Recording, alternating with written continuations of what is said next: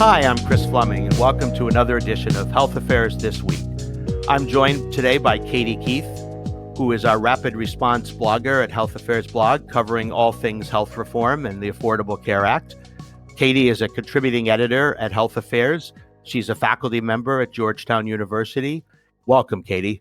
Yeah, thanks for having me back again. We're happy to have you. So, Katie, we'll drill down into some of the specifics regarding the ACA in the American Rescue Plan. But before we do, I wonder if you could set the scene a little bit by just giving our listeners some of the highlights of what you really need to know about what's in this bill related to health policy.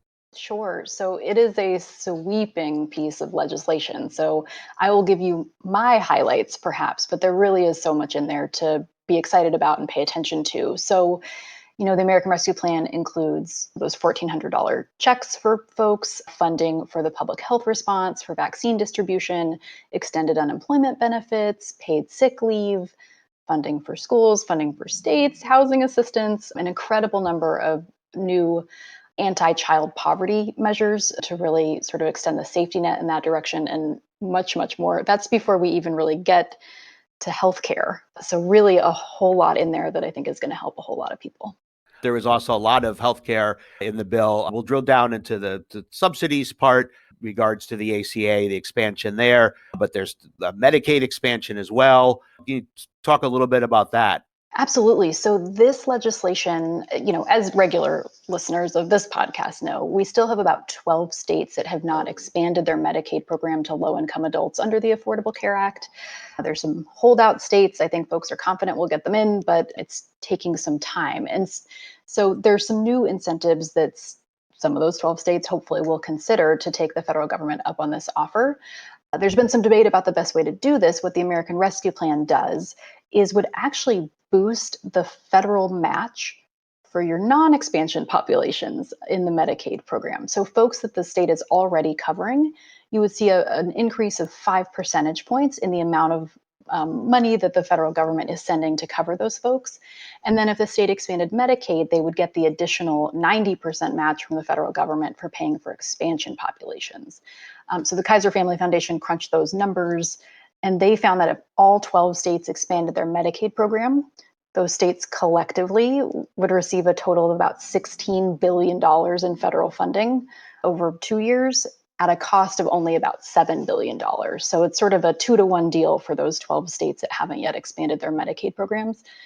We'll see if that's enough. I think it's a pretty sweet incentive and really would bring a lot more federal funding to those states.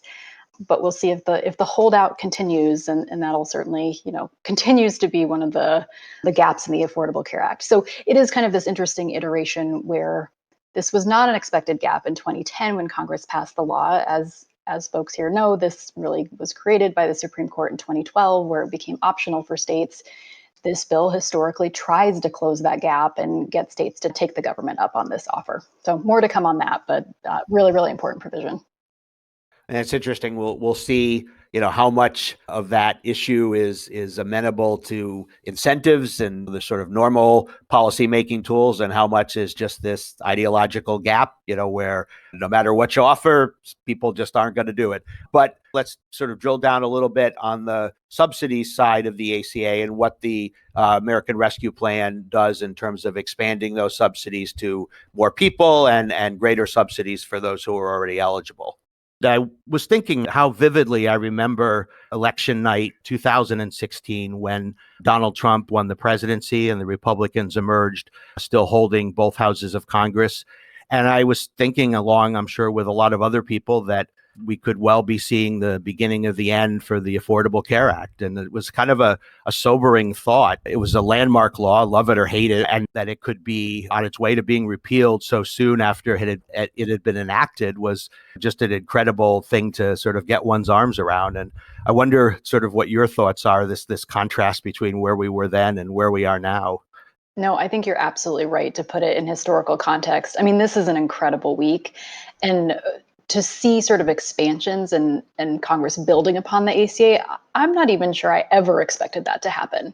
ever. So the fact that it is happening and that it's sort of moving through this COVID package at a time when I think so many people are in such dire straits, it really is incredible. And I share that sentiment too, Chris. In 2017, with Republicans in both chambers of Congress and then President Trump in the White House, it really felt like not a matter of if they would repeal the ACA, but how quickly and how far they would go. And so to see so much more federal resources, expansions to new populations, all put into this bill, it's temporary, as we'll talk about, but I think it's a huge sort of momentous step for the ACA. Yeah, I mean, as you refer to the vehicle now that where the ACA is being actually expanded, and again, at least temporarily, is this $1.9 trillion American Rescue Plan, the latest coronavirus relief stimulus bill that, as we speak, is awaiting only President Biden's signature to become law. And I'd actually like to go through some of the provisions in that legislation that are related to the Affordable Care Act. And let's start with the ACA subsidies. The bill actually expands the number of people that are eligible for subsidies, right? That's exactly right. So it both expands the number of people, especially higher income folks. So, if you follow the Affordable Care Act, you know that right now there's what we call a subsidy cliff. So folks who are above 400% of the federal poverty level in terms of their income, it's about $50-ish thousand for one person. If you make above that and you purchase your own health insurance, you don't get any help from the federal government to do that. You don't get any subsidy. Your employer doesn't help you at all, anything like that. And so it's been a longstanding gap in the Affordable Care Act that sort of middle or higher income folks just didn't get any help. So one of the sort of biggest things, everyone's always kind of known that's a problem. You've got uninsured rates in that population that are really important to address. And so this bill, the American Rescue Plan, gets rid of that subsidy cliff altogether. It sort of says, even if your income's above 400% of poverty, you're never going to have to contribute more than 8.5% of your income towards health insurance premiums. Beyond that new population, it also makes the existing subsidies more generous for folks who already qualified for premium tax credit. So not only is it expanding for kind of middle or higher income folks, it's also making the ACA subsidies more generous for lower income folks as well, which I think is really, really important. Yeah, and that's actually interesting. We have a piece in the March issue of Health Affairs that just came out that looked at the extent to which the Affordable Care Act had reduced financial out-of-pocket burdens for different populations. And it found that for some of the lower income folks, who were eligible for cost-sharing reductions, that it had actually been pretty effective at reducing burden. So it's interesting to hear that in addition to expanding people who are eligible, that it would also increase subsidies for people who are getting them already. I do think of this as sort of the unfinished business of the ACA. I think when Congress was passing the law in 2010, a lot of the decisions that they made were to try to keep the price tag of the bill down. And so I think in a perfect world, they would have done this in the original bill. They would have, not had a cliff and made the subsidies a lot more generous than they are. This to me is sort of coming full circle and filling in the gaps that, have frankly been there since 2010 that even Congress itself knew about at the time. And let's just very briefly, there are a couple, you mentioned the expanding the subsidies to more people, increasing them to the people who are getting them. There are a couple of other provisions that are a little more targeted, but I think are important to mention. Could you talk about what those are? Sure. So there's a provision in there about the clawback, the premium tax credit clawback for 2020. This is a wonky topic, but it is near and dear to my heart. And so it comes really from the complicated system that we have for the ACA, which is, in 2020, folks who needed individual market health insurance would go in, they would say, here's what I think my income is going to be for 2020. Based on how many hours I'm going to work or what my job is, I'm going to put in that estimate. Well, at tax time, which is right now for 2020, folks have to go in and reconcile whatever tax credit they got in advance last year with their actual income this year. So you're estimating your income in 2020 and then reconciling it with your actual income based on your tax filing. That is hard in a normal year for a lot of folks to do. It was incredibly hard to estimate your income in 2020, right? Businesses being opened and closed, workers being laid off, having to pick up second jobs. Some folks had higher income. Maybe you got hazard pay. The unemployment boost for some folks counts towards your income for purposes of premium tax. There's just a million reasons why it was incredibly challenging to correctly estimate your income for 2020. So what normally happens, when you do that reconciliation is if you If your income was actually higher than you expected when you estimated it, you could owe the government back some of that money. And so what this does, it sort of eliminates that provision. The clawback is not going to be taken out of your tax return anymore. And it really holds consumers harmless and recognizes, I think, the challenges of estimating your income for 2020. We have some indication, and this obviously hasn't taken effect yet, but at least some of the projections of what the impact might be from all this from the Congressional Budget Office. Can you touch on a couple of highlights of what CBO expects to happen from all this? You're going to make me do math, Chris. So in general, sort of across the 3 years, well, and one thing we haven't talked about is that, these are temporary provisions. So the clawback that I just talked about is really for 2020 only. The enhanced subsidies would be for 2021, so this year, and 2022, and would sort of phase out. And so the CBO has said over 2021, 2022, and then because there would be some spillover effects in 2023, they expect about 2.5 million more uninsured people to come into the marketplaces because of that. That's a big number. I think there are some folks who are, think that's maybe not the most efficient way to do this, or it's a little bit low. 2.5 million people who are uninsured getting coverage, I think, is a big deal. And what it doesn't sort of talk about or get at, I think, is the affordability piece of that as well. So, this bill is not only about covering the uninsured, it is actually about saving people money on their premiums and their out-of-pocket costs at a time when the economy is still struggling.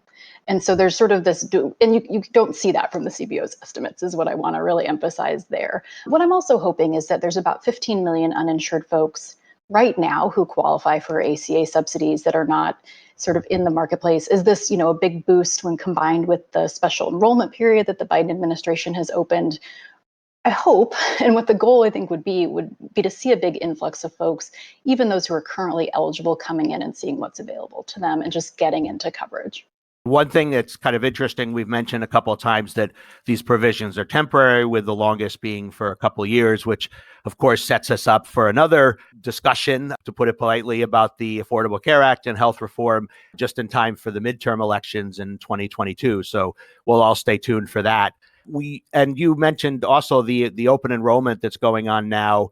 In addition to sort of these expansions, we have some indications from some of the numbers of people that we've heard that are signing up, some of the market developments, what insurers are saying about participation, some indications of how things are going even before these expansions for the ACA. I wonder if you could talk about that and sort of what we're seeing. The Biden administration has released sort of early data from the first 2 weeks in February. This big special enrollment period kicked off on February 15th. And so we sort of have an indication of what those first 2 weeks look like. I was personally quite impressed with the numbers. So even right away, you had about 206,000 people go in and select a plan and enroll. You had another 330,000 people who had filled out their application, but maybe they were waiting on an eligibility determination or hadn't picked a plan yet. But most folks who are likely to come in, and that was just in the first 2 weeks. It's not quite as much as you would see during the sort of annual open enrollment period, but for a special enrollment period that was kicked off pretty quickly in a new administration, I think it's very, very promising and sort of shows the demand that's out there, that once people know about these coverage options, of course they want, affordable, comprehensive coverage in the middle of a pandemic. And so I think when you layer these subsidies on top of it, it's going to be so much more attractive for so many people. I think the challenge is going to be, the education, the outreach, making sure that folks understand these options and getting it in front of folks. But I think the Biden administration is also, committed certainly a lot more than the Trump administration had to making sure that message comes across. There's a lot to watch, and we'll stay tuned. But for now, I think that'll do it for this episode of Health Affairs This Week. Katie, thank you so much for joining us. No, as always, thanks for having me. And Chris, I'm always happy to be here. And to our listeners, keep an eye out wherever you get your podcasts, and subscribe if you like what you hear and want to hear more. And thanks, and we'll see you next week.